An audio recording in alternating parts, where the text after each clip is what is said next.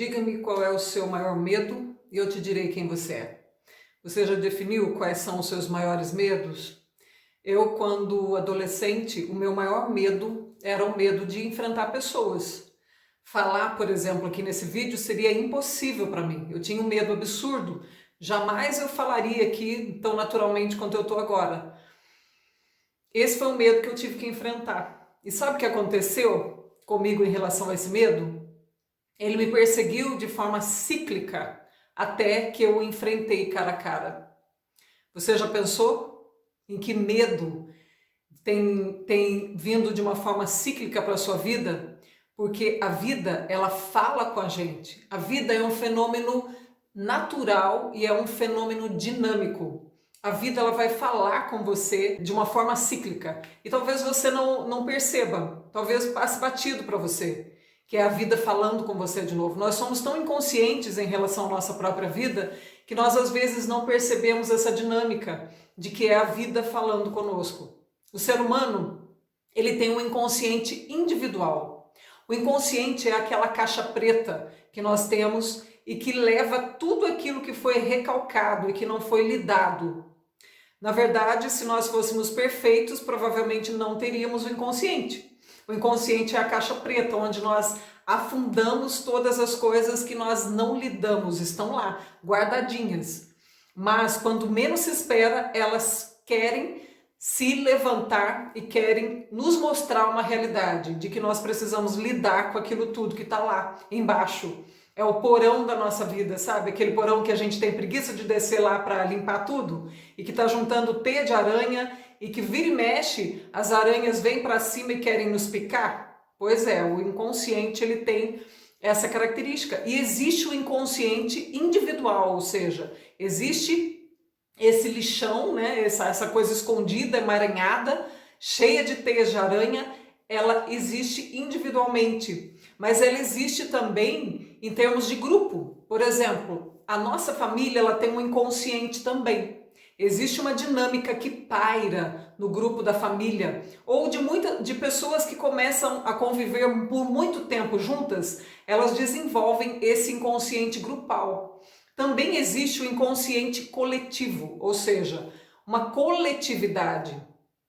Muitas pessoas vivendo desse mesmo inconsciente, compartilhando desse inconsciente, ou seja, dessas coisas que ficaram lá no fundinho, que não foram tratadas e que a gente vai querendo adiar. Por exemplo, o coronavírus, ele tem falado conosco no nosso inconsciente coletivo e mundial. O coronavírus conseguiu abarcar todo o plano, todo mundo, né?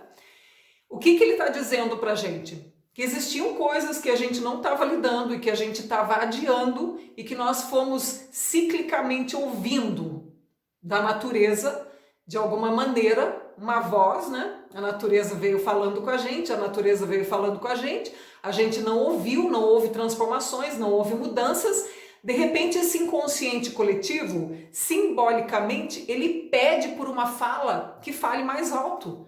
Alguma coisa que grite com a gente, olha, está acontecendo alguma coisa errada, precisa fazer uma parada para fazer essa mudança. O coronavírus é um grito para todos nós, pessoas, né? Nós estamos tendo que reavaliar todos os conceitos da nossa vida, o como nós usamos as coisas naturais, os recursos naturais, o como nós utilizamos a natureza, os nossos relacionamentos com as outras pessoas, tudo isso está sendo que ser reavaliado dentro de um novo padrão e de um novo conceito mundial. Eu não sei se você está entendendo exatamente onde eu quero chegar. Talvez você nunca tenha ouvido falar dessa forma. E você precisa repensar os seus conceitos também, porque muitas coisas que nós não temos consciência, nós acabamos sendo levados como uma avalanche, não percebemos o que está acontecendo. E sabe o que é necessário? Que a gente pare de reclamar do coronavírus e que a gente entre numa compreensão grupal, então, que nós entremos numa compreensão. Quanto mais rápido nós compreendemos, mais rápido vem a solução.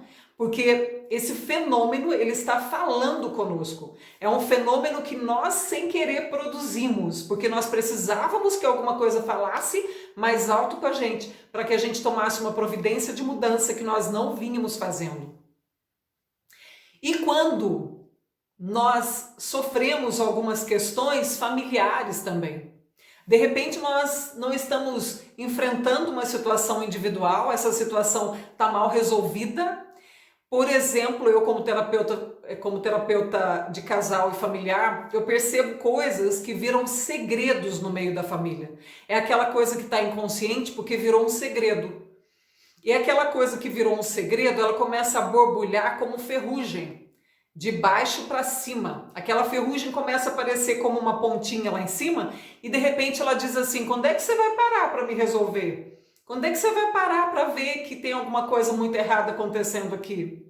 Então, quando um casal não para resolver, quando as circunstâncias às vezes já vêm da família lá de trás, da avó, do tataravô, do povo lá de trás, e as coisas foram passando de geração em geração, um segredo, uma coisa incômoda, uma coisa que não foi tratada e não foi lidada, porque eu repito, a vida pede essa dinâmica e ela pede para você parar para resolver as coisas sim. Então a vida ciclicamente ela vai falar com você. E ela arruma uma forma cada vez mais forte e mais dolorosa, porque a dor é uma coisa que nos faz parar para pensar, para repensar, para refletir, para mudar. Então, muitas vezes, uma coisa pode estar refletindo, sabe onde? Onde mais te dói, que é nos seus filhos. E daí você é obrigado a parar. Quando um filho seu começa a usar drogas, quando um filho seu começa a ter dificuldades maiores na vida, não consegue deslanchar, não consegue aprender, não consegue compreender a dinâmica da vida, fica lá paralisado, parece que a vida não acontece para ele, ou alguma coisa vem afetar essa pessoa e você diz, agora nós vamos ter que parar por essa pessoa. E você começa então uma compreensão maior da vida, você, né, a família precisa se envolver muitas vezes, e é muito interessante a dinâmica de algumas doenças, como a drogadição, por exemplo, em que a família precisa se envolver na cura. Então, quando existe um membro, né, alcoolista ou dependente químico na família, toda a família precisa se envolver. O problema está falando em toda aquela dinâmica da família, das situações, das circunstâncias, e todo mundo precisa se mobilizar. Aquela questão está falando com a família inteira. É o inconsciente dizendo, é hora de parar, fazer um balanço e corrigir essa situação. É com todos nós.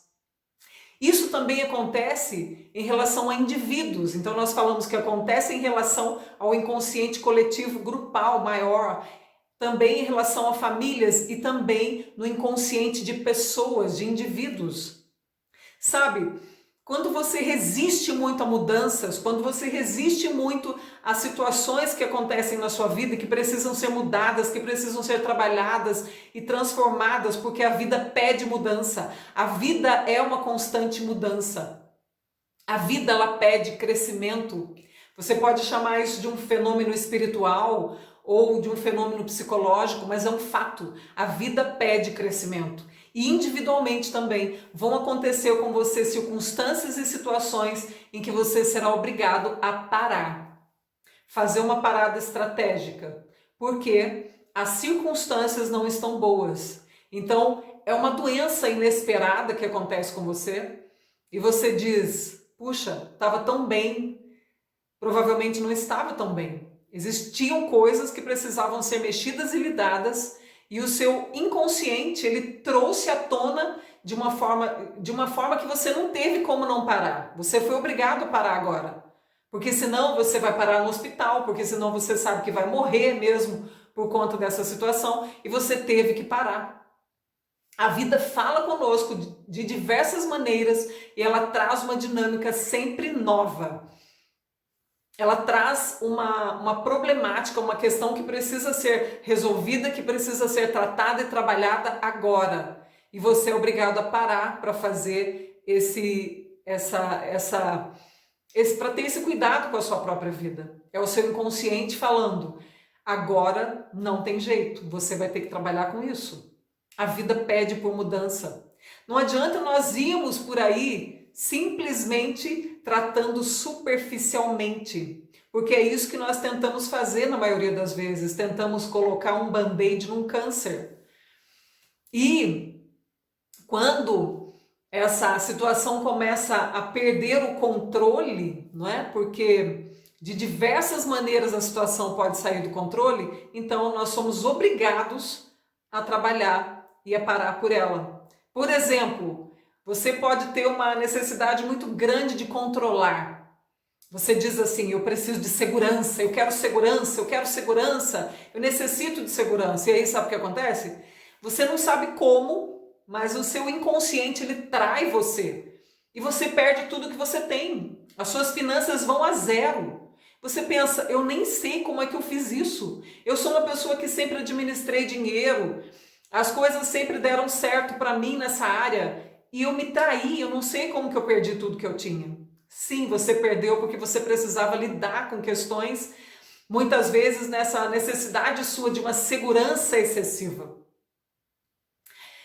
Quem precisa desesperadamente de segurança, geralmente a vida trata dessa maneira. É como se o nosso inconsciente trabalhasse a nosso favor, não é contra nós não, viu? É a nosso favor. Mas o nosso inconsciente ele trabalha, nos trazendo uma oportunidade para que nós lidemos com aquela situação de uma forma diferente. E enquanto nós não ouvimos, as coisas vão se repetindo. Eu não sei se você já percebeu esse padrão, mas a vida ela tem uma forma cíclica de conversar conosco. E se nós não vamos ouvindo essa dinâmica, nós vamos então perpetuando uma dor e tornando essa dor uma bola de neve que quando nos alcançar lá na frente, aí é muito pior. Então nós precisamos parar agora, seja lá o que for, seja uma questão grupal. Então vamos entender essa questão do coronavírus? Ela é comigo, ela é com você, ela é com toda a humanidade, mas ela é um fenômeno que está trabalhando com a gente individualmente. Como é que cada um de nós tem se saído em relação a essa coisa toda? O que a vida tem nos pedido? Para ficar só em casa? Para morrer de medo de pegar a doença? Nós temos que estar lidando com a morte nesse momento, com a possibilidade da morte. O que será que essa dinâmica toda está falando para nós? Sobre os recursos naturais, de como nós estamos usando esses recursos. O que essa questão grupal, né, mundial está falando com você individualmente? As questões que são recorrentes na sua família. O que essas questões estão falando com você? E também as perdas da sua vida.